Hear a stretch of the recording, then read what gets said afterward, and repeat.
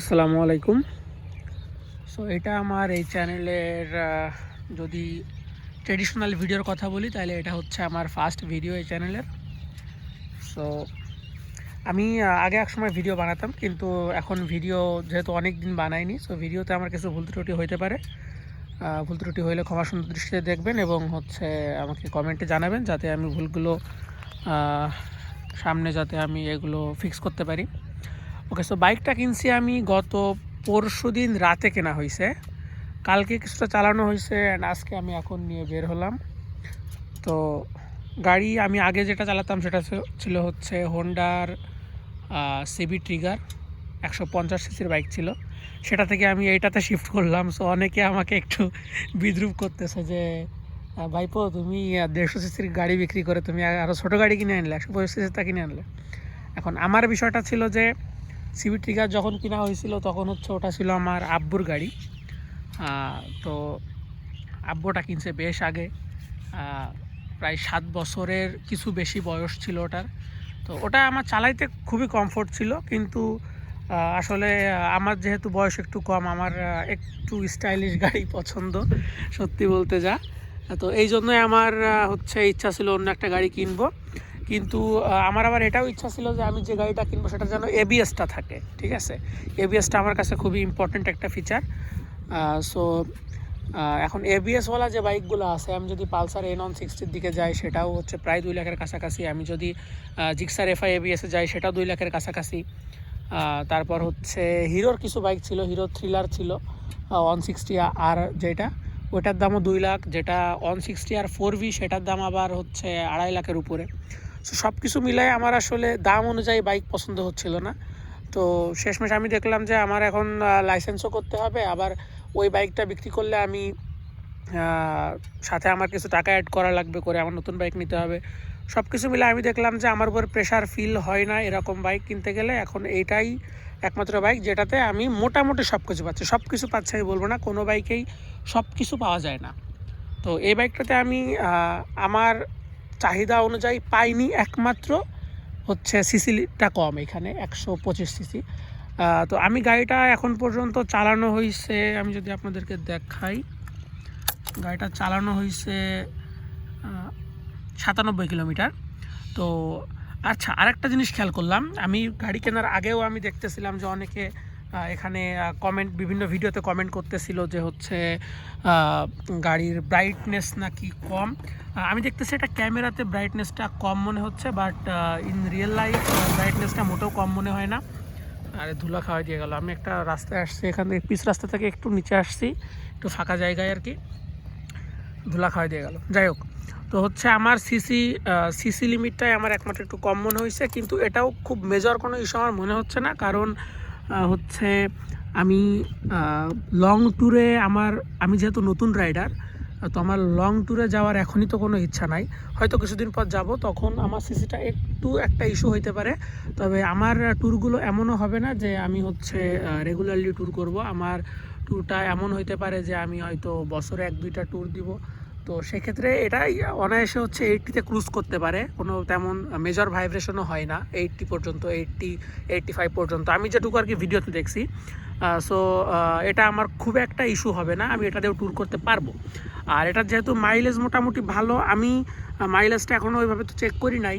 তো আমি তেল কিছুটা অলরেডি ইউজ করে ফেলছিলাম কালকে ট্যাঙ্কি ফুল করার পরে। তো আজকে আমি আবার ট্যাঙ্কটা ফুল করলাম এবং ট্রিপগুলো আমি 0 করে দিলাম, দিয়ে আমি টেস্ট করব যেটা আসলে কতটুকু যায়। তো এই হচ্ছে এখন পর্যন্ত বাইক কতটুকু চালাইছি কি। এবার আমি যদি ফিলের কথায় আসি, তাইলে হচ্ছে বাইকটা আমি যেহেতু আগে হোন্ডা সিবি ট্রিগারটা চালাইছি, আমি ওটা 2000 কিলোমিটার মতো চালাইছি মেবি, অ্যান্ড ওটাই আমার ফার্স্ট বাইক ছিল বলতে গেলে। অ্যান্ড ওটাতে আমার বেশ কমফোর্টেবল ছিলাম আমি ওই বাইকটাতে। কিন্তু আমি যখন এই বাইকটাতে সুইচ করলাম, আমি কালকে অ্যারাউন্ড 60 থেকে 65 কিলোমিটার চালাইছি বাইকটা, অ্যান্ড আমার একটু হাতে ব্যথা হয়েছে, কারণ এটা সামান্য একটু হ্যান্ডেল বারের পজিশনটা একটু আলাদা। অ্যান্ড আমার একটু পায়েও ব্যথা হয়েছে, কারণ আমার ওই আগের বাইকটাতে হচ্ছে গিয়ারটা সিস্টেমটা ছিল একটু আলাদা। ওটা ছিল সামনে একটা আর পিছনে দিতে হতো 5টা, বাট ওইটার এটাও সেম, বাট ওইটার হচ্ছে গিয়ার লিভারটার পিছনের একটা পার্ট ছিল, বাট এটার শুধু সামনের পার্টটা আছে, পিছনের পার্টটা নাই। সো এটার গিয়ারটা মেইনলি এটা উঠাইতে হয়, এই জন্য আমার পায়ে হালকা একটু ব্যথা হয়েছে। আর আরেকটা বিষয় হচ্ছে এটার যে গিয়ারটা দেখতেছেন, গিয়ার বলতেছি সরি, এটার যে ব্রেকটা দেখতেছেন, ব্রেক লিভারটা এতটাই লুজ, আমি ফার্স্টে ভাবছি যে ব্রেক লিভারটা সম্ভবত এটাই কাজ করে না, আমি তাই ভাবছিলাম, বাট আমি পরে দেখছি না কাজ করে, অ্যান্ড ব্রেকটাও মোটামুটি ভালো। আর হচ্ছে এবিএসটা আমি ফার্স্টে একটু ডাউট ছিলাম যে এবিএসটা এত কম দামে দিয়েছে, এবিএসটা কেমন পারফর্ম করবে।